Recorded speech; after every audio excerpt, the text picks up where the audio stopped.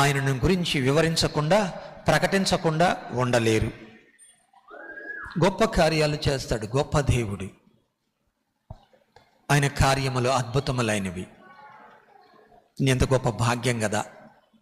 మనం grand క్రిస్మస్లో Benjamin Sastry గారు చెప్తే విన్నాం. చూడండి, ఒకప్పుడు ఆయన పూజారిగా ఉన్నప్పుడు ఆయన దగ్గర ఉన్న ఆమె వచ్చి చూడండి, ఆవిడే ఈయన దగ్గర ఆశీర్వాదాలు తీసుకునేదంట. ఒక గుడిలో పూజారికి ఉన్నప్పుడు ఈయన అనారోగ్యంతో హాస్పిటల్లో ఉన్నప్పుడు అప్పటికే ఆమె ప్రభువుని తెలుసుకుందంట. ఎన్ని నెలల విశ్వాసి? 3 నెలల విశ్వాసి. చాలా బాగున్నారే మీరు అందరూ, చాలా బాగా. 3 నెలల విశ్వాసి. ప్రార్థన కూడా రాదు. ఇదివరకు మన చర్చిలో ఒక ఆమె ఉండేది, యేసు రమ్మో స్వామి ఆమెన్. అట్లాగా యేసు నామమున ఆమెన్. అదే మాట 20-30 సార్లు పలికి కన్నీటితో ప్రార్థించిందంట.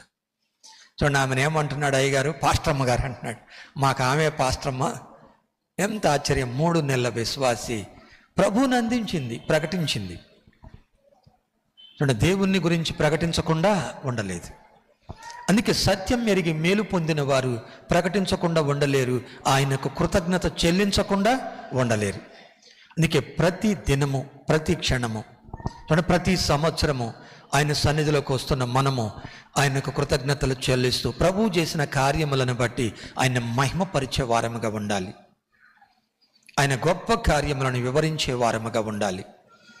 అందుకే ఈ సంవత్సరం అంతా చేసిన వాటిని ఎప్పుడు జ్ఞాపకం చేసుకుంటావో, తలంచుతావో, ముందున్న సంవత్సరాలకు నీకు ధైర్యం కలుగుద్ది. దేవుడు నన్ను నడిపించగలడు, ఆయన సహాయము చేయగలడు.